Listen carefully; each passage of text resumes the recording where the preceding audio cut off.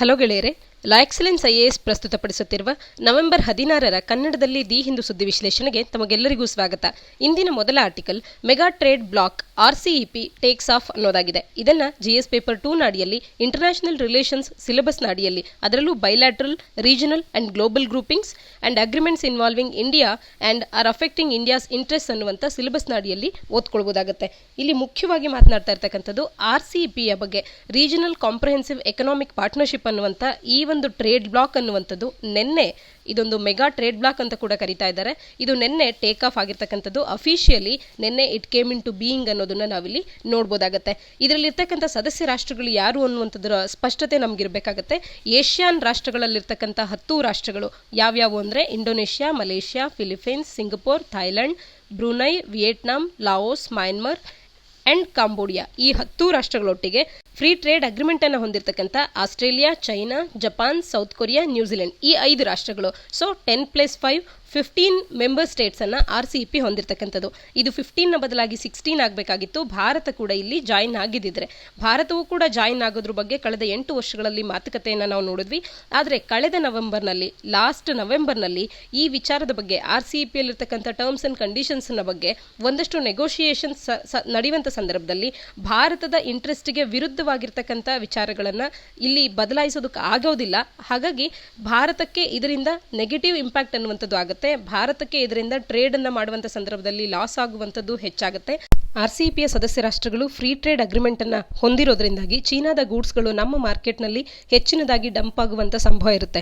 ಇದರಿಂದ domestic ಮ್ಯಾನುಫ್ಯಾಕ್ಚರರ್ಸ್ಗಾಗಿರ್ಬೋದು, domestic ಪ್ರೊಡ್ಯೂಸರ್ಸ್ಗೆ ಆಗಲಿ ತೊಂದರೆ ಆಗುತ್ತೆ. ಭಾರತದ ಆರ್ಥಿಕತೆ ಮೇಲೆ ಒಂದು ನೆಗೆಟಿವ್ ಪರಿಣಾಮವನ್ನು ಇದು ಬೀರುತ್ತೆ. ಈ ಎಲ್ಲ ಕಾರಣದಿಂದ ಭಾರತ ಇದರಿಂದ ಹಿಂದೆ ಸರಿದಿದಂಥದ್ದು. ಇನ್ನು ಈ ಆರ್ಸಿಇಪಿಯಲ್ಲಿರ್ತಕ್ಕಂಥ 15 ರಾಷ್ಟ್ರಗಳನ್ನು ನಾವು ಒಳಗೊಂಡಾಗ ಗ್ಲೋಬಲ್ GDPಯ 30% ಆರ್ಥಿಕತೆಯನ್ನು ಇದರಲ್ಲಿರ್ತಕ್ಕಂಥ ಸದಸ್ಯ ರಾಷ್ಟ್ರಗಳೇ ಹೊಂದಿರತಕ್ಕಂಥದ್ದು. ಆರ್ಸಿಇಪಿ ಏನೆಲ್ಲ ಕಾರ್ಯಗಳನ್ನು ಮಾಡುತ್ತೆ ಅಥವಾ ಅದು ಏನೆಲ್ಲ ಇನ್ಕ್ಲೂಡ್ ಆಗಿದೆ ಅದರೊಳಗೆ ಅಂತ ಅಂದರೆ, provisions on trade in goods and services, ಇದರ ಬಗ್ಗೆ ಅದರಲ್ಲಿ ನಾವು ನೋಡಬಹುದಾಗುತ್ತೆ. ಇಂಟೆಲೆಕ್ಚುಯಲ್ ಪ್ರಾಪರ್ಟಿ, ಇ ಕಾಮರ್ಸ್ನ ಬಗ್ಗೆ ಆಗಿರ್ಬೋದು, ಟೆಲಿಕಮ್ಯುನಿಕೇಷನ್ಸ್ನ ಬಗ್ಗೆ ಆಗಿರ್ಬೋದು, small and medium enterprises and other issues, ಇವೆಲ್ಲದ್ರ ಬಗ್ಗೆ ಆರ್ಸಿಇಪಿ ಡೀಲ್ ಮಾಡುವಂಥದ್ದು. 3 ಲಾರ್ಜೆಸ್ಟ್ ಎಕಾನಮೀಸ್ ಅಂತ ಹೇಳಿ ಕರೆಸ್ಕೊಳ್ಳುವಂಥದ್ದು ಈ ಪ್ಯಾಕ್ಟ್ನೊಳಗೆ ಯಾವ್ಯಾವು ಅಂತ ಅಂದರೆ China, Japan, south Korea.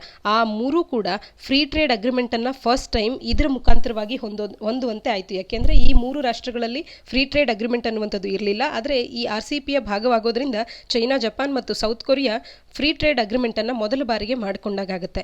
November 4, 2019ರಲ್ಲಿ India ಈ ಒಂದು ಅಗ್ರಿಮೆಂಟಿನ ನೆಗೋಷಿಯೇಷನ್ಸ್ಗಳು ಭಾರತದ ಪರವಾಗಿಲ್ಲ ಅನ್ನುವಂಥ ಕಾರಣದಿಂದಾಗಿ, ಆ ಕನ್ಸರ್ನ್ಸ್ಗಳಿಂದಾಗಿ ಭಾರತ ಈ ಅಗ್ರಿಮೆಂಟ್ನಿಂದ ಹೊರನಡೆದಿದ್ದನ್ನು ನಾವು ಕಾಣಬಹುದಾಗುತ್ತೆ. ಇನ್ನೆಷ್ಟೇ ಇದು ಪ್ರಾರಂಭವಾದಂಥ ಸಂದರ್ಭದಲ್ಲಿ ಭಾರತಕ್ಕೇನಾದರೂ ಇದಕ್ಕೆ ಅಂದರೆ ಆರ್ಸಿಇಪಿಗೆ ರೀಜಾಯಿನ್ ಆಗುವಂಥ ಉದ್ದೇಶ ಇದ್ರಲ್ಲಿ ನೆಗೋಷಿಯೇಷನ್ಸ್ಗಳನ್ನು ರೀಸ್ಟಾರ್ಟ್ ಮಾಡೋದಕ್ಕೆ, ಭಾರತಕ್ಕೂ ಕೂಡ ಮೆಂಬರ್ಶಿಪ್ ಅನ್ನು ನೀಡೋದಕ್ಕೆ ಒಂದಷ್ಟು ಕನ್ಸರ್ನ್ಸ್ ಅನ್ನ, ಇಂಟೆನ್ಷನ್ ಅನ್ನ ಎಕ್ಸ್ಪ್ರೆಸ್ ಮಾಡಿರೋದನ್ನ ಈ ಸಂದರ್ಭದಲ್ಲಿ ನಾವು ನೋಡಬಹುದಾಗುತ್ತೆ. ಇತ್ತೀಚೆಗಷ್ಟೇ 37th ಏಷ್ಯಾನ್ ಸಮ್ಮಿಟ್ ಆದಂಥ ಸಂದರ್ಭದಲ್ಲೂ ಕೂಡ ವರ್ಚುಯಲಿ ಇದರ ಮೀಟ್ ಆದಾಗ ಭಾರತದ ಪ್ರಧಾನಮಂತ್ರಿಯವರು ಮಾತನಾಡಿದ್ದನ್ನು ನಾವು ನೆನಪಿಸ್ಕೊಳ್ಬೋದು. ಆ ಸಂದರ್ಭದಲ್ಲಿ ಭಾರತ ಏನಾದರೂ ಈ ಒಂದು ಆರ್ಸಿಇಪಿಗೆ ಮೆಂಬರ್ ಆಗೋದಕ್ಕೆ ಅಪ್ಲೈ ಮಾಡಿದಂಥ ಸಂದರ್ಭದಲ್ಲಿ ನ್ಯೂ ಡೆವಲಪ್ಮೆಂಟ್ಸ್ಗಳನ್ನು ಕನ್ಸಿಡರೇಷನ್ಗೆ ತಗೊಳ್ಳಲಾಗುತ್ತೆ ಅಂತ ಕೂಡ ತಿಳಿಸಿರ್ತಕ್ಕಂಥದ್ದು. ಆದರೆ ಇಲ್ಲಿ ಒಂದು ಮುಖ್ಯವಾಗಿ ಗಮನಿಸಬೇಕಾದಂಥ ಅಂಶ ಏನು ಅಂತಂದರೆ, ಕ್ವಾಡ್ ಗ್ರೂಪಿಂಗ್ನ ಅಡಿಯಲ್ಲಿ ಬರುವಂಥ ಜಪಾನ್ ಆಗಿರ್ಬೋದು, ಆಸ್ಟ್ರೇಲಿಯಾ ಆಗಿರ್ಬೋದು, ಅಮೆರಿಕ ಆಗಿರ್ಬೋದು ಮತ್ತು ಭಾರತ, ಈ 4ರ ಪೈಕಿ ಜಪಾನ್ ಮತ್ತು ಆಸ್ಟ್ರೇಲಿಯಾವನ್ನು ನಾವು ಈ ಆರ್ಸಿಇಪಿನಲ್ಲಿ ಕಾಣಬಹುದಾಗುತ್ತೆ. ಅಮೆರಿಕ ಟ್ರಾನ್ಸ್ ಪೆಸಿಫಿಕ್ ಪಾರ್ಟ್ನರ್ಶಿಪ್ನಿಂದ ಹೊರಗುಳಿದಿದ್ದನ್ನು ನಾವು ನೆನಪಿಸ್ಕೊಳ್ಬೋದು. ಆದರೆ ಈಗ ಹೊಸದೊಂದು ಗೌರ್ಮೆಂಟ್ ಅಲ್ಲಿ ಫಾರ್ಮ್ ಆಗುವಂಥ ಕಾರಣದಿಂದಾಗಿ ಟ್ರಾನ್ಸ್ ಪೆಸಿಫಿಕ್ ಪಾರ್ಟ್ನರ್ಶಿಪ್ಗೆ ಅಮೆರಿಕ ಬಂದಿದ್ದೆ. ಆದರೆ ಭಾರತ ಒಂದು ಮಾತ್ರ ಚೀನಾದೊಟ್ಟಿಗೆ ವೇದಿಕೆಯನ್ನು ಹಂಚಿಕೊಳ್ಳದೆ ಭಾರತ ಹೊರಗುಳಿದಾಗ ಆಗುತ್ತೆ ಅನ್ನೋದನ್ನ ಇಲ್ಲಿ ನೆನಪಿಸ್ತಾ ಇದ್ದಾರೆ. ಮತ್ತು ಇವತ್ತು ನಾವು ಚೀನಾದೊಟ್ಟಿಗೆ ಸಾಕಷ್ಟು ಟ್ರೇಡ್ ಅನ್ನು ಹೊಂದಿದ್ದೇವೆ. ಮತ್ತೆ ಅದರಲ್ಲೂ ಕೂಡ ನೋಡಿದಾಗ ಟ್ರೇಡ್ ಡೆಫಿಸಿಟ್ ಕೂಡ ಹೆಚ್ಚಿನದಾಗಿರುವಂಥದ್ದು. ಇದರ ಹಿನ್ನೆಲೆಯಲ್ಲಿ ಚೀನಾದೊಟ್ಟಿಗಿನ ಸಪ್ಲೈ ಚೈನ್ಸ್ಗಳನ್ನು ಮೂವ್ ಔಟ್ ಮಾಡಬೇಕು ಅಲ್ಲಿಂದ ಮುಂದಿನ 5-10 ವರ್ಷಗಳೊಳಗೆ ಅಂತ ಹೇಳಿ ಭಾರತಕ್ಕೆ ಕೂಡ ಒಂದು ಪ್ಲಾನ್ ಇರುವಂಥದ್ದು. ಈ ಎಲ್ಲದರ ಹಿನ್ನೆಲೆಯಲ್ಲಿ ಭಾರತದ ಈ ನಡೆ, ಆರ್ಸಿಇಪಿಯ ಒಳಗೆ ಭಾರತ ಎಂಟರ್ ಆಗದೇ ಇರುವಂಥದ್ದು ಎಷ್ಟರ ಮಟ್ಟಿಗೆ ಹೆಲ್ಪ್ಫುಲ್ ಆಗುತ್ತೆ ಅನ್ನೋದನ್ನ ನಾವು ನೋಡಬೇಕಾಗುತ್ತೆ. ಆರ್ಸಿಇಪಿಯ ಸದಸ್ಯ ರಾಷ್ಟ್ರಗಳು ಭಾರತ ಜಾಯಿನ್ ಆಗೋದಕ್ಕೆ ಇನ್ನೂ ಕೂಡ ಎಕ್ಸ್ಪೆಕ್ಟ್ ಮಾಡ್ತಿರೋದ್ರಿಂದಾಗಿ ಭಾರತ ಮುಂಬರುವಂಥ ದಿನಗಳಲ್ಲಿ ಯಾವುದಾದ್ರೂ ನೆಗೋಷಿಯೇಷನ್ಸ್ನ ಮುಖಾಂತರವಾಗಿ ಆರ್ಸಿಇಪಿಗೆ ಜಾಯಿನ್ ಆಗುತ್ತಾ ಅನ್ನೋದನ್ನ ನಾವು ನೋಡಬೇಕಾಗುತ್ತೆ. ಮುಂದಿನ article forest rights claims of 1200 tribals rejected ಅನ್ನೋದಾಗಿದೆ. ಇದನ್ನು KPSC ಮೇನ್ಸ್ಗೂ ಕೂಡ ನಾವು ಇದನ್ನು ಓದ್ಕೊಳ್ಬೋದಾಗುತ್ತೆ. ಯಾಕೆಂದರೆ ಇದು ಕರ್ನಾಟಕದಲ್ಲಿರ್ತಕ್ಕಂಥ 1200 ಟ್ರೈಬಲ್ಸ್ಗಳ ಫಾರೆಸ್ಟ್ ರೈಟ್ಸನ್ನು ಕ್ಲೈಮ್ ಮಾಡುವಂಥದ್ದನ್ನು ರಿಜೆಕ್ಟ್ ಮಾಡಿರ್ತಕ್ಕಂಥದ್ದಕ್ಕೆ ಕುರಿತು ಒಂದು ಆರ್ಟಿಕಲ್ ಆಗಿರುವಂಥದ್ದು. ಮೈಸೂರಿನ ಹುಣಸೂರು ತಾಲೂಕಿಗೆ ಸಂಬಂಧಪಟ್ಟಂತ 1200 ಟ್ರೈಬಲ್ಸ್ಗಳು ತಮಗೆ the scheduled tribes and other traditional forest dwellers recognition of forest rights act 2006 ಅಡಿಯಲ್ಲಿ ನಮಗೂ ಕೂಡ ರೆಕಗ್ನಿಷನ್ ಅನ್ನು ನೀಡಿ ಈ ಮೂಲಕ ನಾವು ಫಾರೆಸ್ಟ್ ಲ್ಯಾಂಡಿನ ಈ ಪ್ರಾಡಕ್ಟ್ಸ್ಗಳನ್ನು ಯೂಸ್ ಮಾಡುವಂಥದ್ದು, ಒಟ್ಟಾರೆ ಈ ಆ್ಯಕ್ಟ್ನ ಅಡಿಯಲ್ಲಿರ್ತಕ್ಕಂಥ ಪ್ರಾವಿಷನ್ಸ್ಗಳನ್ನು ಬಳಕೆ ಮಾಡ್ಕೊಳ್ತೇವೆ ಅನ್ನುವಂಥದ್ದನ್ನು ಕೇಳಿದರೆ ಇವರ ಅಪ್ಲಿಕೇಶನ್ಸ್ಗಳನ್ನು ಹೆಚ್ಚಿನದಾಗಿ ರಿಜೆಕ್ಟ್ ಮಾಡಿರ್ತಕ್ಕಂಥದ್ದನ್ನು ಈ ಆರ್ಟಿಕಲ್ ನಮಗೆ ತಿಳಿಸ್ತಾ ಇರತಕ್ಕಂಥದ್ದು. ಇದು ಮೈಸೂರಿನ ಹುಣಸೂರು ತಾಲೂಕಿಗೆ ಸಂಬಂಧಪಟ್ಟಂಥ ಟ್ರೈಬಲ್ಸ್ಗಳ ವಿಚಾರ ಆಗಿರೋದ್ರಿಂದ ಇದು KPSC ಮೇನ್ಸ್ಗೆ ಕೂಡ ಇಂಪಾರ್ಟೆಂಟ್ ಆಗುವಂಥ ಒಂದು ಆರ್ಟಿಕಲ್ ಆಗುತ್ತೆ. ಫಾರೆಸ್ಟ್ ರೈಟ್ಸ್ ಆ್ಯಕ್ಟ್ 2006 ಬಂದಂಥ ಒಂದು ಆ್ಯಕ್ಟ್ ಆಗಿದ್ದು 13 ವರ್ಷಗಳ ಹಿಂದೆ ಇದನ್ನು ತಂದಿದ್ದು ಯಾತಕ್ಕಾಗಿ ಅಂತ ಅಂದರೆ ಅರಣ್ಯಗಳ ಮೇಲೆ ಇವ್ರಿಗಿರುವಂಥ ರೈಟ್ಸ್ ಅಥವಾ ಅಧಿಕಾರಗಳನ್ನು ಎತ್ತಿ ಹಿಡಿಯುವಂಥದ್ದಕ್ಕೆ ಮತ್ತು ಕಾಮನ್ ಪ್ರಾಪರ್ಟಿ ರಿಸೋರ್ಸಸ್ಗಳ ಮೇಲೆ ಕಮ್ಯುನಿಟಿ ರೈಟ್ಸ್ಗಳನ್ನು ಕೂಡ ಒಳಗೊಂಡಂತೆ ಮತ್ತು ಇವ್ರಿಗಿರುವಂಥ ಇಂಡಿವಿಜುವಲ್ ರೈಟ್ಸನ್ನು ಕೂಡ ರೆಕಗ್ನೈಸ್ ಮಾಡಲಿಕ್ಕೆ ಅಂತ ಹೇಳಿ ಈ FRAಯನ್ನು 2006 ತರಲಾಯಿತು. ಆದರೆ ಸ್ಟೆಪ್ಸ್ಗಳನ್ನು ಹಿಸ್ಟಾರಿಕಲ್ ಇಂಜಸ್ಟಿಸನ್ನು ಕರೆಕ್ಟ್ ಮಾಡೋದಕ್ಕೆ ಸ್ಟೆಪ್ಸ್ಗಳನ್ನು ತಗೊಳ್ಳೋದ್ರ ಬದಲಾಗಿ ಈಗಿನ ಅಥಾರಿಟೀಸ್ಗಳು ಇವರಿಗೆ ಯಾರೆಲ್ಲ ಅಪ್ಲೈ ಮಾಡಿದ್ದಾರೆ ಇವರ ಒಂದು ಅಪ್ಲಿಕೇಶನ್ ಸರಿ ಇಲ್ಲ ಅನ್ನುವಂಥದ್ದು ಅಥವಾ ಇವರಿಗೆ ಈ ಲಾ ಅಪ್ಲೈ ಆಗಲ್ಲ ಅನ್ನುವಂತೆ ರಿಜೆಕ್ಷನ್ ಅನ್ನು ತೋರಿಸಿರ್ತಕ್ಕಂಥದ್ದು ಸರಿಯಲ್ಲ. ಹಿಸ್ಟಾರಿಕಲ್ ಇಂಜಸ್ಟಿಸ್ ಅನ್ನು ಸರಿ ಮಾಡಿ ಇವ್ರಿಗೂ ಕೂಡ ನ್ಯಾಯ ಒದಗಿಸಬೇಕು ಅನ್ನುವಂಥದ್ದು ಇಲ್ಲಿನ NGOsಗಳ ಉದ್ದೇಶ ಆಗಿರುವಂಥದ್ದು. ಇನ್ನೊಬ್ಬರ ಅಭಿಪ್ರಾಯ ಏನು ಅಂತ ಅಂದರೆ ಹಳೆಯ ರೆಕಾರ್ಡ್ಸ್ಗಳನ್ನು ಮೇಂಟೈನ್ ಮಾಡುವಂಥದ್ದು ಸಾಕಷ್ಟು ಕಷ್ಟವಾಗಿರುವಂಥ ಭಾರತದಂಥ ಕಂಟ್ರೀಸ್ಗಳಲ್ಲಿ, ಅದರಲ್ಲಿ ಕಾಡಿನಲ್ಲೇ ವಾಸವಾಗಿದ್ದಂಥವ್ರು 1972 ಹಿಂದೆ ಈ ಫಾರೆಸ್ಟ್ ಏರಿಯಾಸ್ಗಳಲ್ಲಿ ಯಾರೆಲ್ಲ ವಾಸವಾಗಿರ್ತಿದ್ರು ಅವರ ಒಂದು ವಾಸಸ್ಥಳ ಫಾರೆಸ್ಟ್ ಆಗಿತ್ತು ಅನ್ನೋದ್ರ ಕುರಿತಂತೆ ಡಾಕ್ಯುಮೆಂಟ್ಸನ್ನು ತಂದು ಕೊಡಿ ಅಂತ ಅಂದರೆ ಅವ್ರು ಎಲ್ಲಿಂದ ತರೋದಕ್ಕೆ ಸಾಧ್ಯ ಆಗುತ್ತೆ. ಈ ರೀತಿಯಾಗಿ ಅವರ ಬಳಿಯಿಂದ ಡಾಕ್ಯುಮೆಂಟ್ ಸರಿ ಇಲ್ಲ ಅನ್ನುವಂಥ ಕಾರಣವನ್ನು ನೀಡಿ ಆ ಟ್ರೈಬಲ್ಸ್ಗಳ ಈ ಒಂದು ಅಪ್ಲಿಕೇಶನನ್ನು ರಿಜೆಕ್ಟ್ ಮಾಡುವಂಥದ್ದು ನ್ಯಾಚುರಲ್ ಜಸ್ಟಿಸಿನ ಕಾನ್ಸೆಪ್ಟಿಗೆ ಕಾಂಟ್ರವೆನ್ಷನ್ ಆಗಿರುತ್ತೆ ಅನ್ನುವಂಥದ್ದನ್ನು ತಿಳಿಸ್ತಾ ಇದ್ದಾರೆ. ಇದೇ NGOಕ್ಕೆ ಸಂಬಂಧಪಟ್ಟಂಥವ್ರು. ಕರ್ನಾಟಕ ಹೈಕೋರ್ಟ್ ಕೂಡ 2006 ನಾಗರಹೊಳೆಗೆ ಸಂಬಂಧಪಟ್ಟಂಥ ಟ್ರೈಬಲ್ಸ್ಗಳ ರೈಟ್ಸ್ ಫಾರೆಸ್ಟ್ ರೈಟ್ಸ್ನ ವಿಚಾರವಾಗಿ ಕೂಡ ಕಾಗ್ನಿಸೆನ್ಸನ್ನು ವ್ಯಕ್ತಪಡಿಸಿತ್ತು. ಇದರಲ್ಲಿ 3 ಸದಸ್ಯರನ್ನು ನಾವು ಈ ಒಂದು ಹೈಕೋರ್ಟಿನ ಮೆಂಬರ್ ಕಮಿಟಿಯಲ್ಲಿ ನಾವು ಕಾಣಬಹುದಾಗಿತ್ತು. ಆ ಸಂದರ್ಭದಲ್ಲಿ 3140 ಟ್ರೈಬಲ್ಸ್ಗಳಿಗೆ ರಿಹ್ಯಾಬಿಲಿಟೇಷನ್ ಅನ್ನು ನೀಡಲಾಗಿತ್ತು ಮತ್ತು ಇದೇ ರಿಪೋರ್ಟಿನ ಈ ಪ್ರೂಫ್ ಅನ್ನುವಂಥದ್ದು ಸಾಕಾಗಿತ್ತು ಟ್ರೈಬಲ್ಸ್ಗಳನ್ನು ಡಿಸ್ಪ್ಲೇಸ್ ಮಾಡೋದಕ್ಕೆ. ಆದರೆ ನಂತರದಲ್ಲಿ ಬಂದಂಥ ಸಬ್ ಡಿವಿಷನಲ್ ಕಮಿಟಿ ಅನ್ನುವಂಥದ್ದು ಈ ಕಾಗ್ನಿಸೆನ್ಸ್ ಅನ್ನು ತಗೊಳ್ಳೋದಕ್ಕೆ ಫೇಲ್ಯೂರ್ ಆಯಿತು. ಈ ಮೂಲಕ ಅವರಿಗೆ ಸರಿಯಾದಂಥ ರಿಹ್ಯಾಬಿಲಿಟೇಷನ್ ಅಥವಾ ಡಿಸ್ಪ್ಲೇಸ್ಮೆಂಟ್ ಅನ್ನುವಂಥದ್ದು ಆಗಲಿಲ್ಲ. ಇನ್ನು ಮೆನಿ ಆಫ್ ದಿ ಅಪ್ಲಿಕೇಶನ್ಸ್ಗಳು ರಿಜೆಕ್ಟ್ ಆಯಿತು. ಯಾವ ಒಂದು ಗ್ರೌಂಡ್ ಮೇಲೆ ಅಂತ ಅಂದರೆ ಇಂಡಿವಿಜುವಲ್ ಕ್ಲೈಮ್ಸ್ಗಳು FRA ಅಡಿಯಲ್ಲಿ ಯಾರೆಲ್ಲ ಕ್ಲೈಮ್ ಮಾಡ್ತಿದ್ದಾರೆ ಇವರು ಕ್ಲೈಮ್ ಮಾಡ್ತಿರ್ತಕ್ಕಂಥ ಏರಿಯಾ ಏನು ಅಂತ ಅಂದರೆ ಆ ಸ್ಥಳ ಅನ್ನುವಂಥದ್ದು ನಾಗರಹೊಳೆಯ ಟೈಗರ್ ರಿಸರ್ವ್ನ ಅಡಿಯಲ್ಲಿದೆ. ಹಾಗಾಗಿ ಅದನ್ನು ಮೇಂಟೈನ್ ಮಾಡೋದಕ್ಕೆ ಸಾಧ್ಯ ಆಗೋಲ್ಲ ಅನ್ನುವಂಥದ್ದು ಕಾರಣವನ್ನು ನೀಡಿ ಎಷ್ಟೋ ಇಂಡಿವಿಜುವಲ್ಸ್ಗಳ ಅಪ್ಲಿಕೇಶನ್ಸ್ಗಳು ರಿಜೆಕ್ಟ್ ಆಗಿರ್ತಕ್ಕಂಥದ್ದು. ಈ ರೀತಿ ರಿಜೆಕ್ಟ್ ಮಾಡುವಂಥ ಸಂದರ್ಭದಲ್ಲಿ ಇವರಿಗೆ ಈ ರಿಜೆಕ್ಷನ್ ಅನ್ನು ನೀವು ನೀಡದೆ ಸಬ್ಸಿಕ್ವೆಂಟ್ಲಿ ಅವರಿಗೆ ಆಲ್ಟರ್ನೇಟಿವ್ ಸೊಲ್ಯೂಷನ್ಸ್ಗಳನ್ನು ಪ್ರೊವೈಡ್ ಮಾಡಿ ರಿಹ್ಯಾಬಿಲಿಟೇಷನ್ ಅನ್ನು ಮಾಡಬೇಕಾಗುತ್ತೆ ಅಂತ ಹೇಳಿ NGOsಗಳ ಕ್ಲೈಮ್ ಆಗಿರ್ತಕ್ಕಂಥದ್ದು. ಆರ್ಟಿಕಲ್ನ ಹಿನ್ನೆಲೆಯಲ್ಲಿ scheduled tribes and other traditional forest dwellers recognition of forest rights ಆ್ಯಕ್ಟ್ನ ಬಗ್ಗೆ ಒಂದಷ್ಟು ಮಾಹಿತಿಯನ್ನು ತಿಳ್ಕೊಳ್ಳೋದಾದರೆ 2006 ಈ ಆ್ಯಕ್ಟ್ ಬಂದಿದ್ದಂಥದ್ದು. ನಂತರ 2007 it came into being ಅನ್ನೋದನ್ನು ನಾವು ನೋಡಬಹುದಾಗುತ್ತೆ. ಇದರ ಪರ್ಪಸ್ ಏನು ಮುಖ್ಯವಾಗಿ ಅಂತ ಅಂದರೆ ಇದು ಫಾರೆಸ್ಟ್ ರೈಟ್ಸನ್ನು ಮತ್ತು ಆಕ್ಯುಪೇಷನ್ ಆಫ್ ಫಾರೆಸ್ಟ್ ಲ್ಯಾಂಡ್ ಅನ್ನುವಂಥದ್ದು ಈ ಫಾರೆಸ್ಟ್ ಡ್ವೆಲ್ಲರ್ಸ್ಗಳ ಅದರ್ ಟ್ರೆಡಿಷನಲ್ ಫಾರೆಸ್ಟ್ ಡ್ವೆಲ್ಲರ್ಸ್ ಮತ್ತು STsಗಳ ರೈಟ್ಸ್ ಅನ್ನುವಂಥದ್ದನ್ನು ರೆಕಗ್ನೈಸ್ ಮಾಡುವಂಥ ಒಂದು ಮುಖ್ಯ ಆ್ಯಕ್ಟ್ ಆಗಿ ಕಾರ್ಯ ಮಾಡುತ್ತೆ. ಇದರ ಮುಖಾಂತರವಾಗಿ ಫಾರೆಸ್ಟ್ ರಿಸೋರ್ಸ್ಗಳ ಮೇಲೆ ಕೂಡ ಅವರ ಒಂದು ಕಂಟ್ರೋಲನ್ನು ಎನ್ಶೂರ್ ಮಾಡುವಂಥ ಒಂದು ರೈಟನ್ನು ಅವರಿಗೆ ನೀಡುವಂಥದ್ದು. ಮುಖ್ಯವಾಗಿ ಇದರಲ್ಲಿ ಟೈಟಲ್ ರೈಟ್ಸ್ಗಳು ದೊರೆಯುತ್ತೆ. ಅಂದರೆ ಓನರ್ಶಿಪ್ ಅನ್ನುವಂಥದ್ದು ಸಿಗುತ್ತೆ. ಅಪ್ ಟು 4 ಹೆಕ್ಟೇರ್ಸ್ವರೆಗೂ ಯಾರೆಲ್ಲ ಡಿಸೆಂಬರ್ 2005 ಒಳಗೆ ಈ ಫಾರೆಸ್ಟ್ ಜಮೀನನ್ನು ಉಳುಮೆ ಮಾಡ್ತಾ ಇದ್ರು ಅವರಿಗೆ ಹೊಸ ಜಮೀನನ್ನು ನೀಡೋಕ್ಕಾಗಲ್ಲ. ಆದರೆ ಅವರು ಉಳುಮೆ ಮಾಡ್ತಿದ್ದಂಥ ಪ್ರದೇಶದಲ್ಲಿ ಅಪ್ ಟು ಕ್ಯಾಪಿಂಗ್ ಆಫ್ 4 ಹೆಕ್ಟೇರ್ಸ್ವರೆಗೂ ಕೂಡ ಅವರಿಗೆ ಓನರ್ಶಿಪ್ ಆಫ್ ದಟ್ ಏರಿಯಾವನ್ನು ನೀಡಲಾಗುತ್ತೆ. ನಂತರದಲ್ಲಿ ಯೂಸ್ ರೈಟ್ಸ್ಗಳನ್ನು ಕೂಡ ನೀಡಿರ್ತಕ್ಕಂಥದ್ದು.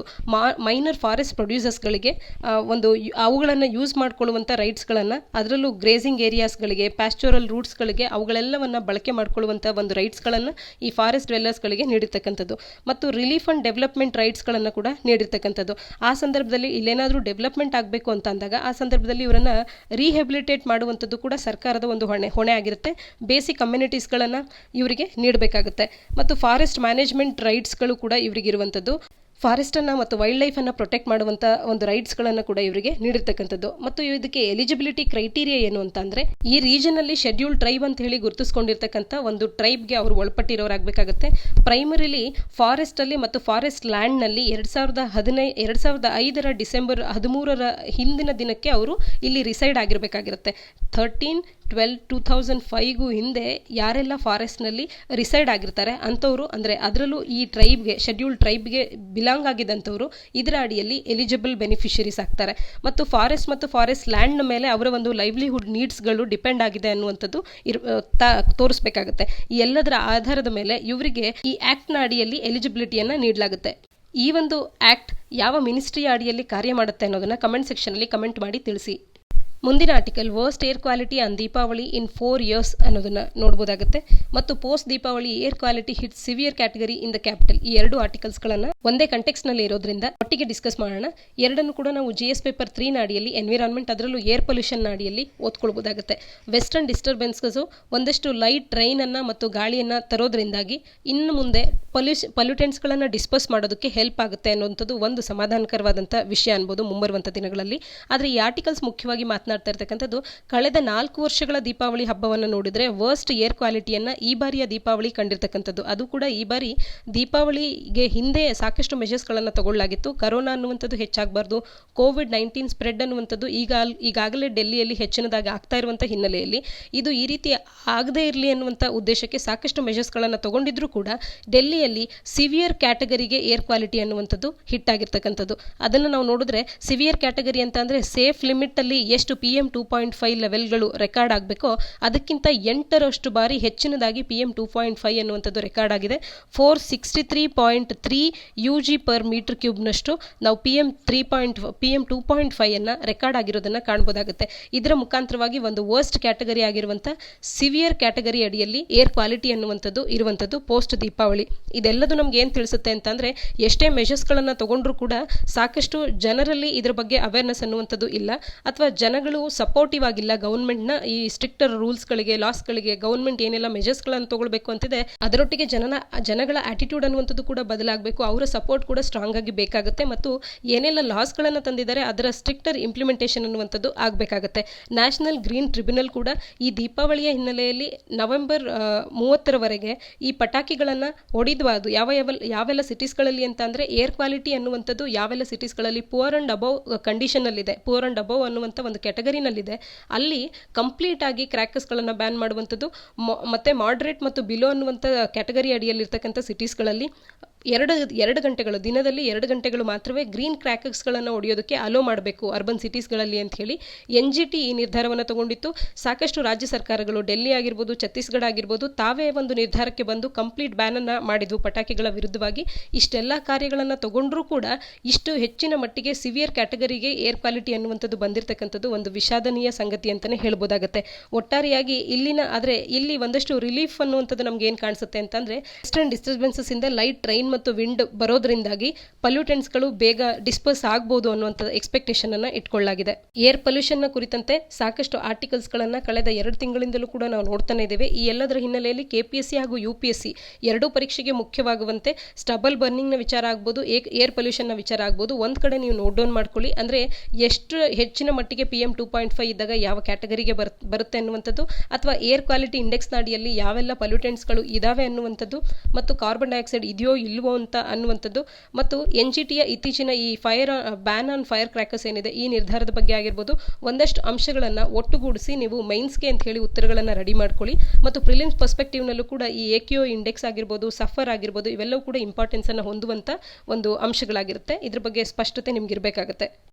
KPSCಗೆ ಒಂದು ಫ್ಯಾಕ್ಟ್ ಅನ್ನಾಗಿ ನೆನ್ಪಿಟ್ಕೊಳ್ಳಿ ಅಂತ ಹೇಳಿ ಈ ಒಂದು ಆರ್ಟಿಕಲ್ ಅನ್ನು ನೋಡ್ತಿದ್ದೇವೆ. ಸೌಮಿತ್ರ ಚಟರ್ಜಿ ಇವರೊಬ್ಬರು ಬೆಂಗಾಲಿ ಸೂಪರ್ ಸ್ಟಾರ್ ಆಗಿರುವಂಥವ್ರು, 85 ವರ್ಷ ವಯಸ್ಸಿನವರಾಗಿದ್ದಂಥ Bengali super star, India's tallest actors ಅಂತ ಕೂಡ ಕರೆಸ್ಕೊಳ್ಳುವಂಥವರಲ್ಲಿ ಒಬ್ಬರಾಗಿರುವಂಥವ್ರು. ಈಗ ಮರಣ ಹೊಂದಿರುವ ಹಿನ್ನೆಲೆಯಲ್ಲಿ ಇಲ್ಲಿ ಆರ್ಟಿಕಲ್ ಅನ್ನು ನಾವು ನೋಡ್ಬೋದಾಗುತ್ತೆ. ಈ ಆರ್ಟಿಕಲ್ನ ಬಗ್ಗೆ ನಮಗೆ ಹೆಚ್ಚಿನ ಡಿಸ್ಕಷನ್ ಬೇಡ. ಯಾತಕ್ಕಾಗಿ ಈ ಒಂದು ವಿಚಾರವನ್ನು ತಿಳಿಸ್ತಿರೋದು ಅಂದರೆ KPSCಯ ಸಾಕಷ್ಟು ಪರೀಕ್ಷೆಗಳಲ್ಲಿ ಇತ್ತೀಚೆಗೆ ನಿಧನರಾದಂಥವರ ಹೆಸರನ್ನು ನೀಡಿ ಇವರು ಯಾವ ಒಂದು ರಂಗಕ್ಕೆ ಸೀಮಿತರಾಗಿದ್ದಂಥವ್ರು ಅಥವಾ ಯಾವ ರಂಗದಲ್ಲಿ ಇವರು ಗುರುತಿಸಿಕೊಂಡಿದ್ದಾರೆ, ಸಾಧನೆಯನ್ನು ಮಾಡಿದ್ದಾರೆ ಅಂತ ಕೇಳುವಂಥದ್ದು ಉಂಟು.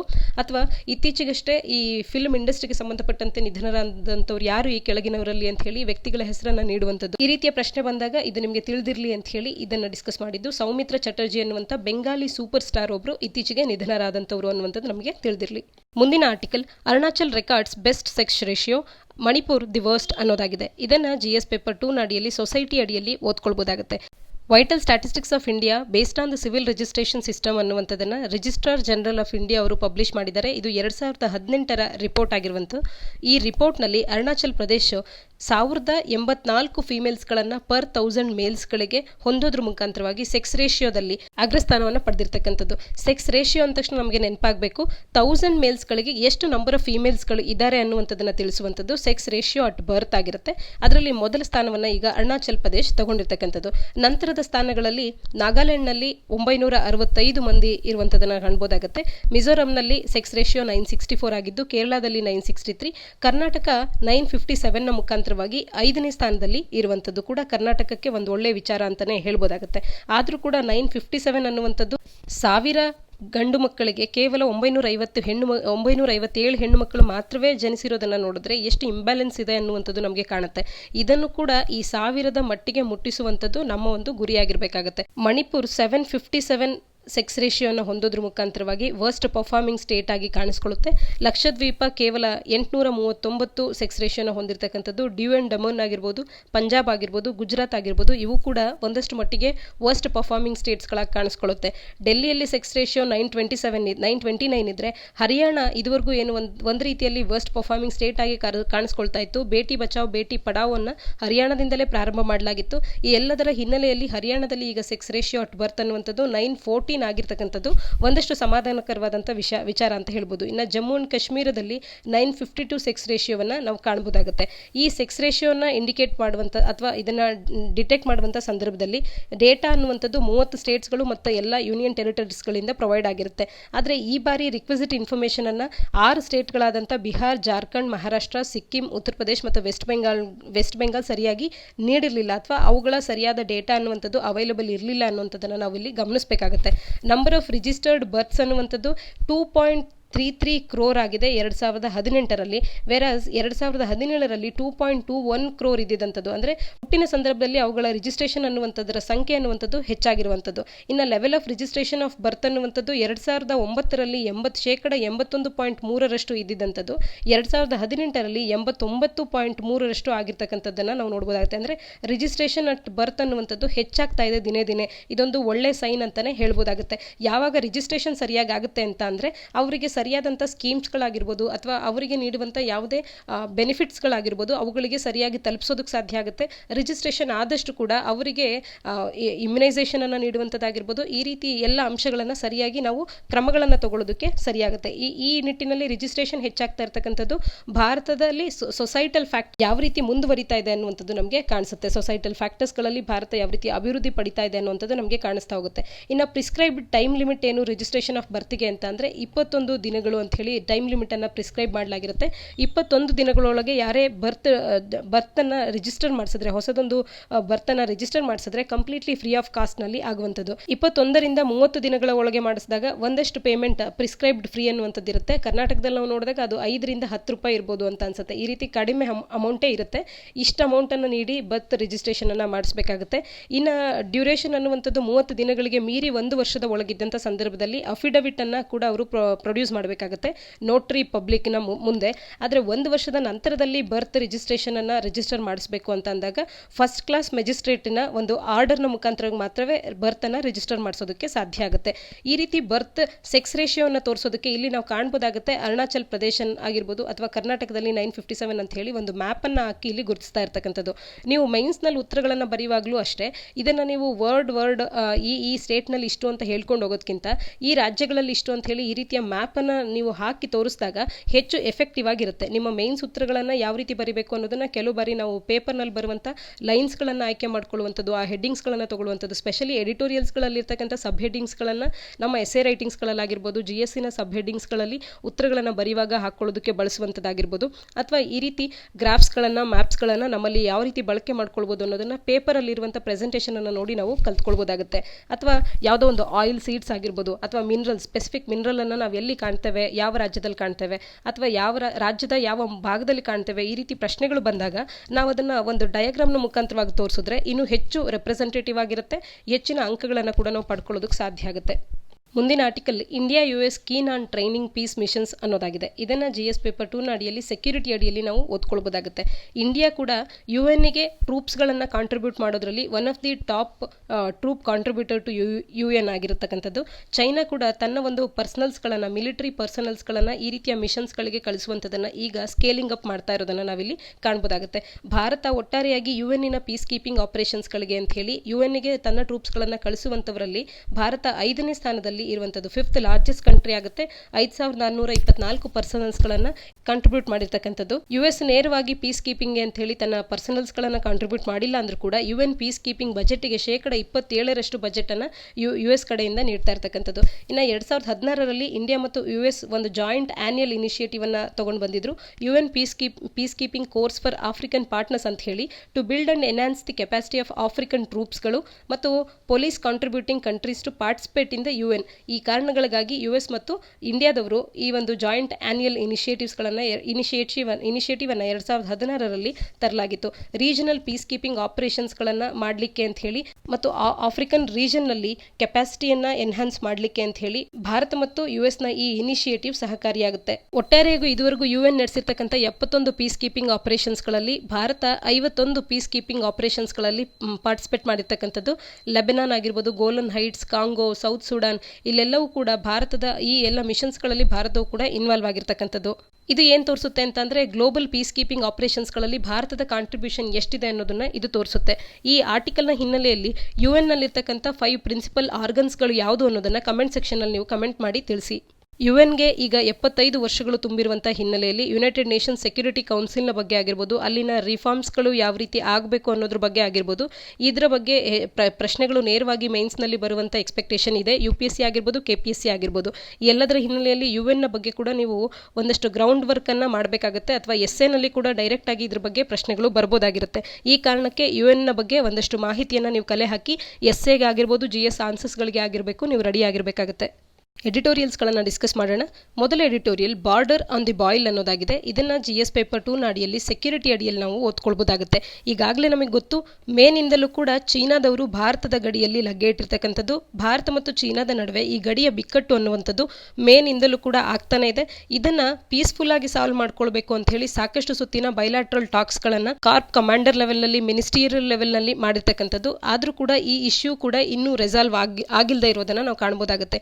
ಇದೇ ಸಂದರ್ಭದಲ್ಲಿ ಇತ್ತೀಚೆಗಷ್ಟೇ ಸೀಸ್ ಫೈರ್ ವೈಲೇಷನ್ಸ್ಗಳನ್ನು ಪಾಕಿಸ್ತಾನ್ ಆರ್ಮಿ, ಅದರಲ್ಲೂ ಕೂಡ ಭಾರತದ ಸಿವಿಲಿಯನ್ಸ್ಗಳನ್ನು ಟಾರ್ಗೆಟ್ ಮಾಡಿರ್ತಕ್ಕಂಥದ್ದನ್ನು ನಾವಿಲ್ಲಿ ಈ ಆರ್ಟಿಕಲ್ ಡಿಸ್ಕಸ್ ಮಾಡ್ತಾ ಇರ್ತಕ್ಕಂಥದ್ದು. ಹೆವಿಲಿ ಆರ್ಟಿಲರಿ ಫೈರ್ ಅನ್ನುವಂಥದ್ದು ಇಂಡಿಯಾದ ಕಡೆಯಿಂದಲೂ ಕೂಡ ಆಗಿರ್ತಕ್ಕಂಥದ್ದು LOCಯಲ್ಲಿ. ಯಾಕೆಂದರೆ ಪಾಕಿಸ್ತಾನ ಸೀಸ್ ಫೈರನ್ನು ಬ್ರೇಕ್ ಮಾಡಿದಂಥ ಕಾರಣದಿಂದಾಗಿ ಇದು LOCಯಲ್ಲಿ ಮತ್ತೊಮ್ಮೆ ಬಾಯ್ಲ್ ಅನ್ನುವಂಥದ್ದು ಶುರುವಾಗಿದೆ ಅನ್ನೋದನ್ನು ತೋರಿಸ್ತಾ ಇದೆ. 6 ಸಿವಿಲಿಯನ್ಸ್ ಭಾರತದಲ್ಲಿ ಸಾವಿಗೀಡಾಗಿರ್ತಕ್ಕಂಥದ್ದು, 4 ಇಂಡಿಯನ್ ಆರ್ಮಿ ಪರ್ಸನಲ್ಸ್ ಮತ್ತು ಒಬ್ಬ BSF ಜವಾನ್ ಕೂಡ ಈ ಫೈರಿಂಗ್ನಲ್ಲಿ ಸಾವಿಗೀಡಾಗಿರ್ತಕ್ಕಂಥದ್ದು. ಪಾಕಿಸ್ತಾನವು ಕೂಡ ಪಾಕಿಸ್ತಾನದ ಒಬ್ಬ ಸೋಲ್ಜರ್ ಮತ್ತು 5 ಸಿವಿಲಿಯನ್ಸ್ಗಳು ಅಲ್ಲಿ ಇಂಡಿಯಾದ ಕ್ರಾಸ್ ಬಾರ್ಡರ್ ಶೆಲ್ಲಿಂಗ್ನಿಂದಾಗಿ ಸಾವಿಗೀಡಾಗಿದ್ದಾರೆ ಅಂತ ಹೇಳ್ತಾ ಇರ್ತಕ್ಕಂಥದ್ದು. ಆದರೆ ಭಾರತದ ನಿಲುವೇನು ಅಂತಂದರೆ ಈ ಫೈರಿಂಗನ್ನು ಒಂದು ರೀತಿಯ ಕವರನ್ನು ಟೆರರಿಸ್ಟ್ಗಳಿಗೆ, ಭಾರತಕ್ಕೆ ಇನ್ಫಿಲ್ಟ್ರೇಟ್ ಮಾಡುವಂಥ ಟೆರರಿಸ್ಟ್ಗಳಿಗೆ ಒಂದು ಕವರನ್ನು ಪ್ರೊವೈಡ್ ಮಾಡಲಿಕ್ಕೆ ಅಂತ ಹೇಳಿ, ಕವರಿಂಗನ್ನು ಪ್ರೊವೈಡ್ ಮಾಡಲಿಕ್ಕೆ ಅಂತ ಹೇಳಿ ಫೈರಿಂಗನ್ನು ಮಾಡೋದನ್ನು ಪಾಕಿಸ್ತಾನ ಶುರು ಮಾಡಿಕೊಳ್ಳುತ್ತೆ. ಈ ವಿಂಟರ್ನಲ್ಲಿ ಸ್ನೋ ಹೆಚ್ಚಿನದಾಗಿ ಬೀಳೋದ್ರಿಂದಾಗಿ ಪಾಸಸ್ಗಳು, ಅಂಡರ್ಗ್ರೌಂಡ್ ರೂಟ್ಸ್ಗಳು ಕವರ್ ಆಗೋದಕ್ಕೆ ಮುಂಚೆ ಟೆರರಿಸ್ಟ್ಗಳನ್ನು ಭಾರತಕ್ಕೆ ಇನ್ಫಿಲ್ಟ್ ಮಾಡೋದಕ್ಕೆ ಒಂದು ಕವರಿಂಗ್ನ ರೂಪದಲ್ಲಿ ಈ ಫೈರಿಂಗನ್ನು ಪಾಕಿಸ್ತಾನ ಬಳಸ್ಕೊಳ್ತಾ ಇದೆ ಅನ್ನುವಂಥದ್ದು ಭಾರತದ ಒಂದು ಕಂಪ್ಲೇಂಟ್ ಕೂಡ ಆಗಿರ್ತಕ್ಕಂಥದ್ದು. ಜೊತೆಗೆ ಲೋಂಗೆವಾಲಾ ಪೋಸ್ಟ್ನ ಬಳಿ ದೀಪಾವಳಿಯನ್ನು ಸೆಲೆಬ್ರೇಟ್ ಮಾಡಲಿಕ್ಕೆ ಅಂತ ಹೇಳಿ ಭಾರತದ ಪ್ರಧಾನಮಂತ್ರಿಯವರು ನೆರೆದಿದ್ದಂಥ ಸಂದರ್ಭದಲ್ಲಿ ಒಂದು ಟ್ಯಾಂಕಿನ ಬಳಿಯಲ್ಲಿ ನಿಂತ್ಕೊಂಡು ಪ್ರಚಂಡ್ ಜವಾಬ್ ಅಂತ ಹೇಳಿ, ಫಿಯೋರ್ಸ್ ರಿಪ್ಲೈ ಅಂತ ಹೇಳಿ ಪಾಕಿಸ್ತಾನಕ್ಕೆ ಒಂದು ವಾರ್ನ್ ಮಾಡೋದ್ರ ಮುಖಾಂತರವಾಗಿ ಭಾರತದ ಪ್ರಧಾನಮಂತ್ರಿಯವರು ಇನ್ನಷ್ಟು ಹೀಟನ್ನು ಹೆಚ್ಚು ಮಾಡಿರ್ತಕ್ಕಂಥದ್ದು. ಈ ಎರಡು ದೇಶಗಳ ನಡುವೆ ಇರುವಂಥ ಟೆಂಪರೇಚರ್ ಜಾಸ್ತಿ ಆಗೋದಕ್ಕೆ ಇದು ಕೂಡ ಒಂದು ಕಾರಣ ಆಗಿದೆ. ಮತ್ತು ಚೀನಾದ ಎಕ್ಸ್ಪ್ಯಾನ್ಷನಿಸ್ಟ್ ಮೈಂಡ್ ಸೆಟ್ ಅನ್ನು ಕೂಡ ಕ್ರಿಟಿಸೈಸ್ ಮಾಡಿರ್ತಕ್ಕಂಥದ್ದು. ಅದರ ಹೆಸರನ್ನು ತಗೊಳ್ಳದೆ ಈ ಒಂದು ಮಾತನ್ನ ಭಾರತದ ಪ್ರಧಾನಮಂತ್ರಿಯವರು ಆಡಿರ್ತಕ್ಕಂಥದ್ದು. ಇದಕ್ಕೆ ಉತ್ತರದ ರೀತಿಯಲ್ಲಿ there should be no doubt of Pakistan ability ಅಂತ ಹೇಳಿ ಪಾಕಿಸ್ತಾನದ ಪ್ರೈಮ್ ಮಿನಿಸ್ಟರ್ ಕೂಡ ಮಾತನಾಡಿರ್ತಕ್ಕಂಥದ್ದು. ನಮ್ಮ ಒಂದು ನ್ಯಾಷನಲ್ ರೆಸಾಲ್ವ್ ಅಂತ ಅದನ್ನ ಡಿಫೆಂಡ್ ಮಾಡ್ಕೊಳ್ಳುವಂಥ ವಿಷಯ ಬಂದಾಗ ಯಾವುದೇ ಡೌಟ್ ಇಲ್ಲ, ಪಾಕಿಸ್ತಾನದ ಎಬಿಲಿಟಿಯ ವಿಚಾರವಾಗಿ ತನ್ನ ಬಾರ್ಡರ್ಸ್ಗಳನ್ನು ತಾನು ಡಿಫೆಂಡ್ ಮಾಡ್ಕೊಳ್ಳೋದಕ್ಕೆ ಪಾಕಿಸ್ತಾನ ಎಲ್ಲ ರೀತಿಯಲ್ಲೂ ಕೂಡ ಸನ್ನದ್ಧವಾಗಿದೆ ಅಂತ ಹೇಳಿ ಪಾಕಿಸ್ತಾನ ಕೂಡ ಇಲ್ಲಿ ಒಂದು ಉತ್ತರವನ್ನು ತಿರುಗಿಸ್ತಾ ಇರ್ತಕ್ಕಂಥದ್ದು ಭಾರತದ ಕಡೆಗೆ. ಪಾಕಿಸ್ತಾನದ ಅಸಾಲ್ಟ್ ಅನ್ನುವಂಥದ್ದು LOCಯಲ್ಲಿ ಏನಾಗಿದೆ, ಇದು ಭಾರತದವರು ಪಾಕಿಸ್ತಾನದಲ್ಲಿ CPEC China Pakistan economic corridor ಏನು ನಡೀತಾ ಇದೆ. ಇದಕ್ಕೆ ಪ್ರೈಮರಿಲಿ ಟಾರ್ಗೆಟ್ ಮಾಡುವಂತೆ ಭಾರತದವರು ಅಲ್ಲಿ ಅಂದ್ರೆ ಪಾಕಿಸ್ತಾನದಲ್ಲಿ ಟೆರರ್ ಅಟ್ಯಾಕ್ಸ್ಗಳನ್ನು ಇಂಡ್ಯೂಸ್ ಮಾಡೋದು ಕಡೆ ಭಾರತ ಕೆಲಸವನ್ನ ಮಾಡ್ತಿದೆ. ಇದರ ವಿರುದ್ಧವಾಗಿ LOCಯಲ್ಲಿ ಈ ನಡೆಯನ್ನ ಪಾಕಿಸ್ತಾನ ತಗೊಂಡಿರುವಂತದ್ದು ಅನ್ನೋದನ್ನ ಇಲ್ಲಿ ತಿಳಿಸ್ತಾ ಇದ್ದಾರೆ. ಆದ್ರೆ ಇಂಥ ಒಂದು ಪ್ರೆಸ್ ಕಾನ್ಫರೆನ್ಸ್ನ ಈ ಮಾತುಗಳನ್ನ ಭಾರತದವರು ಕಂಪ್ಲೀಟ್ ಆಗಿ ರಿಜೆಕ್ಟ್ ಮಾಡಿದ್ದಾರೆ. ಫ್ಯೂಟೈಲ್ ಆಂಟಿ ಇಂಡಿಯಾ ಪ್ರಾಪಗೆಂಡಾ ಎಕ್ಸಸೈಸ್ ಅಂತ ಕೂಡ ಕರೆದಿರ್ತಕ್ಕಂಥದ್ದು ಮತ್ತು ಈ ಚಾರ್ಜಸ್ಗಳು ಭಾರತದ ಮೇಲೆ ಆಗ್ತಿರುವಂತ ಈ ಚಾರ್ಜಸ್ಗಳು ಫ್ಯಾಬ್ರಿಕೇಟ್ ಮಾಡಿರ್ತಕ್ಕಂಥ ಚಾರ್ಜಸ್ ಅಂತ ಹೇಳಿ ಭಾರತದ ಒಂದು ಉತ್ತರ ಆಗಿರ್ತಕ್ಕಂಥದ್ದು. LOC ಅನ್ನುವಂಥದ್ದು ಇನ್ನೂ ನಾರ್ಮಲೈಸ್ ಆಗೋದಕ್ಕೆ ಸಾಕಷ್ಟು ಸಮಯ ಬೇಕಾಗುತ್ತೆ. ಯಾಕೆಂದ್ರೆ ಇಂಥ ಒಂದು ಪರಿಸ್ಥಿತಿಯನ್ನು ನಾವು 2020 ಪ್ರಾರಂಭವಾದಾಗಿಂದಲೂ ಕೂಡ ನೋಡ್ತಾನೆ ಇದ್ದೇವೆ. 2003ಕ್ಕೆ ನಾವು ನೋಡಿದಾಗ 2003ರಲ್ಲಿ Indo Pakistan ceasefire agreement ಆದಂತ ನಂತರದಲ್ಲಿ ಇದುವರೆಗೂ ಆಗಿರ್ತಕ್ಕಂಥ ಸೀಸ್ ಫೈರ್ ವೈಲೇಷನ್ಸ್ಗಳನ್ನು ನೋಡಿದ್ರೆ ಈ ಬಾರಿಯ ಅಂದ್ರೆ 2020ರ ಸೀಸ್ ಫೈರ್ ವೈಲೇಷನ್ಸ್ ಅನ್ನುವಂಥದ್ದು ಸಾಕಷ್ಟು ಹೆಚ್ಚಿನ ಸಂಖ್ಯೆಯಲ್ಲಿ ಇರುವಂಥದ್ದು. ಇದು ಏನನ್ನ ತೋರಿಸುತ್ತೆ ಅಂತಂದ್ರೆ ಈಗ ಭಾರತವು UN ಸೆಕ್ಯೂರಿಟಿ ಕೌನ್ಸಿಲ್ನಲ್ಲಿ ಮುಂದಿನ 2 ವರ್ಷಗಳವರೆಗೆ ನಾನ್ ಪರ್ಮನೆಂಟ್ ಮೆಂಬರ್ಶಿಪ್ ಅನ್ನು ಪಡ್ಕೊಂಡಿದೆ 2021-22ರ ಅವಧಿಗೆ. ಈ ನಾನ್ ಪರ್ಮನೆಂಟ್ ಮೆಂಬರ್ಶಿಪ್ ಮತ್ತು FATF ಫಿನಾನ್ಷಿಯಲ್ ಆಕ್ಷನ್ ಟಾಸ್ಕ್ ಫೋರ್ಸಿನ ರಿವ್ಯೂ ಫೆಬ್ರವರಿನಲ್ಲಿ ಇರ್ತಕ್ಕಂಥದ್ದು. ಇವೆರಡಕ್ಕೂ ಕೂಡ ಭಾರತಕ್ಕೆ ಟ್ರಬಲ್ ಮಾಡಬೇಕು ಈ ಎರಡು ಸಂದರ್ಭದಲ್ಲಿ ಅಂತ ಹೇಳಿ ಆ ಇಂಟೆನ್ಷನ್ಗೋಸ್ಕರ ಪಾಕಿಸ್ತಾನ ಭಾರತವನ್ನ ಪ್ರವೋಕ್ ಮಾಡ್ತಾ ಇರುವಂತಹ ಕಾರ್ಯಗಳನ್ನು ಮಾಡ್ತಾ ಇದೆ ಅಂತ ಹೇಳಿ ಭಾರತ ಇಲ್ಲಿ ದೂಷಿಸ್ತಾ ಇರ್ತಕ್ಕಂಥದ್ದು. ಬೈ ನೇಮಿಂಗ್ ಸಿಪೆಕ್ ಅನ್ನ ನೇಮ್ ಮಾಡೋದ್ರ ಮುಖಾಂತರವಾಗಿ ಪಾಕಿಸ್ತಾನವು ಭಾರತ ಚೈನಾ ರಿಲೇಷನ್ಸ್ ಅನ್ನ ಇನ್ನಷ್ಟು ಹಾಳು ಮಾಡೋದ್ರ ಕಡೆಗೆ ಗಮನವನ್ನ ಹರಿಸ್ತಾ ಇದೆ ಅಂತ ಕೂಡ ಇಲ್ಲಿ ತಿಳಿಸಿರ್ತಕ್ಕಂಥದ್ದು. ಒಟ್ಟಾರೆಯಾಗಿ ನಮ್ಗೆ ಇದು ಏನನ್ನ ತೋರಿಸ್ತಾ ಇದೆ ಅಂತಂದ್ರೆ ಕಳೆದ ಮೇನಿಂದಲೂ ಕೂಡ ಚೀನಾದಿಂದ ನಾವು ಈ ಏನು ಬಿಕ್ಕಟ್ಟನ್ನ ಎದುರಿಸ್ತಾ ಇದ್ದೇವೆ, ಗಡಿ ಪ್ರಾಬ್ಲಮ್ಸ್ಗಳನ್ನು ಎದುರಿಸ್ತಾ ಇದ್ದೇವೆ. ಇದರೊಟ್ಟಿಗೀಗ LACಯಲ್ಲಿ ಚೀನಾದೊಟ್ಟಿಗೆ ನಾವು ಗಡಿ ಪ್ರಾಬ್ಲಮ್ಸ್ಗಳನ್ನು ಎದುರಿಸ್ತಾ ಇದ್ರೆ ಅದರೊಟ್ಟಿಗೀಗ LOCಯಲ್ಲಿ ಕೂಡ ಈ ಪಾಕಿಸ್ತಾನದ ಕಡೆಯಿಂದ ಪ್ರಾಬ್ಲಮ್ಸ್ಗಳನ್ನು ಎದುರಿಸ್ತಾ ಇದ್ದೇವೆ. ಒಟ್ಟಾರೆಯಾಗಿ ಎರಡೂ ದೇಶಗಳು ಕೂಡ ಸೇರ್ಕೊಂಡು ಟೂ ಫ್ರಂಟ್ ಸಿಚುಯೇಷನ್ ಅನ್ನ ಭಾರತದ ಆರ್ಮಿ ಎದುರಿಸಬೇಕಾದಂತ ಒಂದು ಸಂದರ್ಭ ಇನ್ನು ಮುಂದೆ ಬರ್ಬೋದಾಗ್ಬೋದು. ಇದರ ಒಂದು ಮುನ್ಸೂಚನೆಯಂತೆ ಈ ಒಂದು ಕಾರ್ಯಗಳು ಆಗ್ತಾ ಇರುವಂತದ್ದು.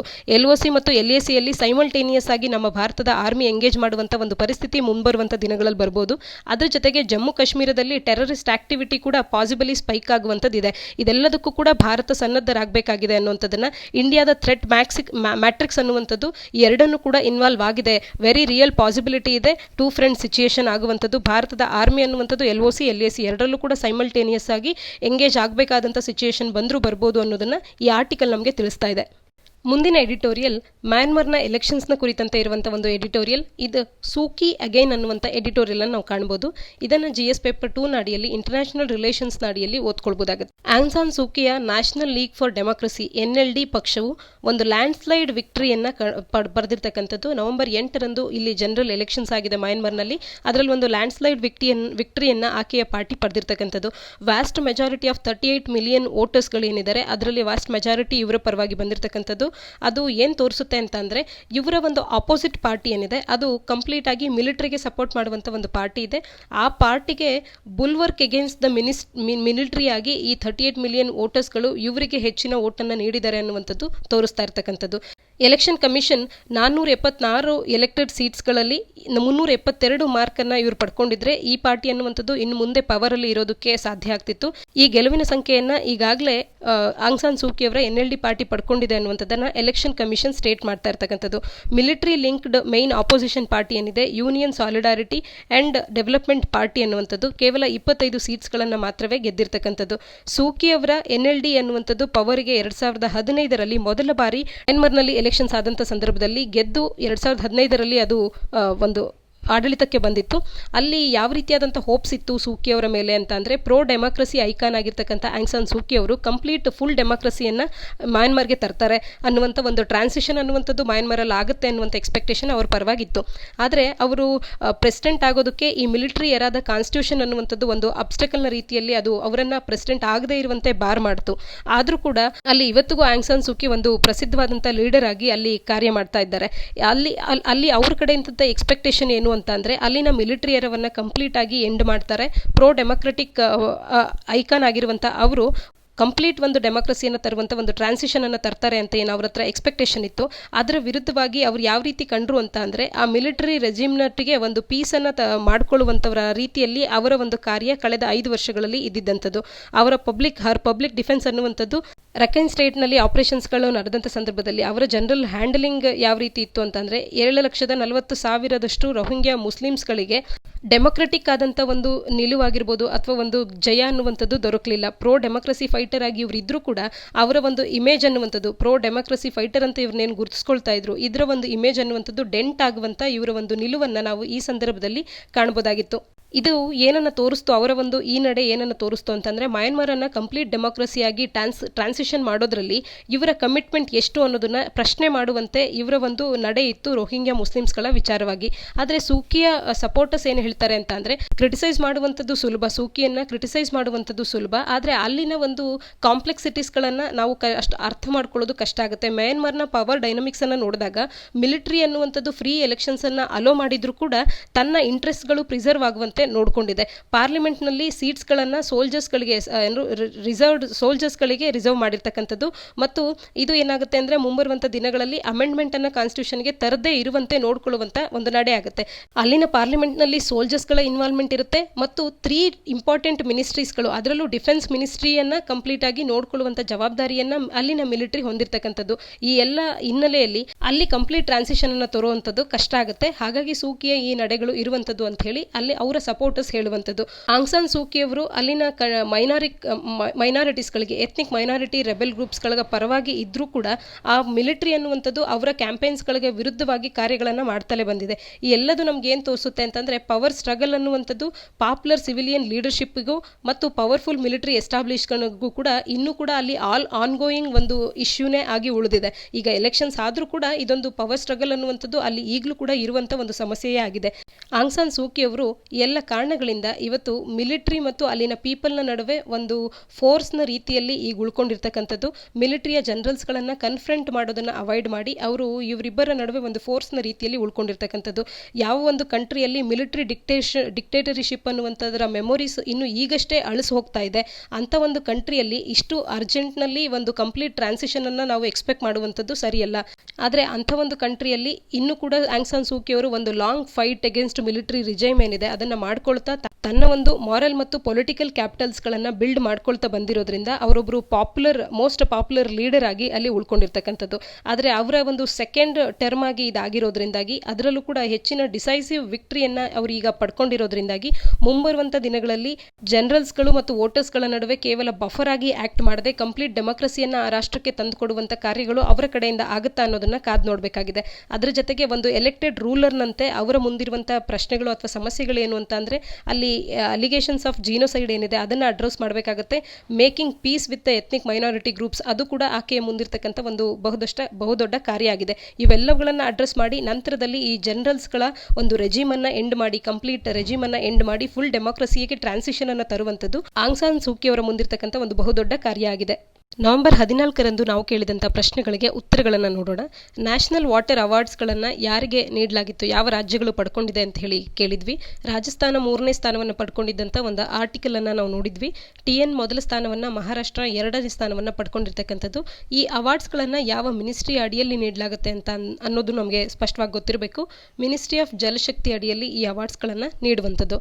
ಇನ್ನು ಬಾರ್ಡರ್ನ ವಿಚಾರವಾಗಿ ಮಾತನಾಡುವಂಥ ಸಂದರ್ಭದಲ್ಲಿ ಇಂಡೋ ಮ್ಯಾನ್ಮಾರ್ ಬಾರ್ಡರನ್ನು ಕಾಯುವಂಥ ಫೋರ್ಸ್ ಯಾವುದು, ಆ ರೀತಿಯಾಗಿ ಭಾರತ ಮತ್ತು ಬೇರೆ ಬೇರೆ ರಾಷ್ಟ್ರಗಳೊಟ್ಟಿಗೆ ಕಾಯುವಂಥ ಗಡಿಗಳಲ್ಲಿ ಯಾವ ಫೋರ್ಸನ್ನು ನಾವು ಯೂಸ್ ಮಾಡ್ತೇವೆ, ಸೆಕ್ಯೂರಿಟಿ ಫೋರ್ಸನ್ನು ಅಂತ ಕೇಳಿದ್ದೆ. ಇಂಡೋ ಮ್ಯಾನ್ಮಾರ್ ಬಾರ್ಡರ್ ಫೋರ್ಸ್ನಲ್ಲಿ ಬಾರ್ಡರ್ನಲ್ಲಿ ನಾವು ಅಸ್ಸಾಂ ರೈಫಲ್ಸನ್ನು ಕಾಣ್ಬೋದಾಗುತ್ತೆ. ಇಂಡೋ ಪಾಕಿಸ್ತಾನ ಮತ್ತು ಇಂಡೋ ಬಾಂಗ್ಲಾದೇಶ್ ಎರಡರಲ್ಲೂ ಕೂಡ ಬಾರ್ಡರ್ ಸೆಕ್ಯೂರಿಟಿ ಫೋರ್ಸನ್ನು BSF ಜವಾನ್ಸನ್ನು ನಾವು ನೋಡ್ಬೋದಾಗುತ್ತೆ. ಚೈನಾ ಮತ್ತು ಭಾರತದ ನಡುವೆ ITBP ಇಂಡೋ ಟಿಬೆಟ್ ಬಾರ್ಡರ್ ಪೊಲೀಸನ್ನು ನಾವು ನೋಡ್ಬೋದಾಗುತ್ತೆ. ಹಾಗೆ ಭಾರತ ಭೂತಾನ್ ಮತ್ತು ಭಾರತ ನೇಪಾಳನ ನಡುವೆ ಸಶಸ್ತ್ರ ಸೀಮಾ ಬಲ್ ಅನ್ನುವಂಥ ಒಂದು ಫೋರ್ಸನ್ನು ನಾವು ನೋಡ್ಬೋದಾಗುತ್ತೆ. ಕಮೆಂಟ್ ಸೆಕ್ಷನಲ್ಲಿ ಒಬ್ಬರು LTC ಓಚಸ್ಗಳ ಬಗ್ಗೆ ತಿಳಿಸಿ ಅಂತ ಹೇಳಿ ಒಂದು ಪ್ರಶ್ನೆಯನ್ನು ಕೇಳಿದ್ದೀರಾ. LTC ಅಂತ ಅಂದರೆ ಲೀವ್ ಟ್ರಾವೆಲ್ ಕನ್ಸೆಷನ್ ಅಂತ ಹೇಳಿ.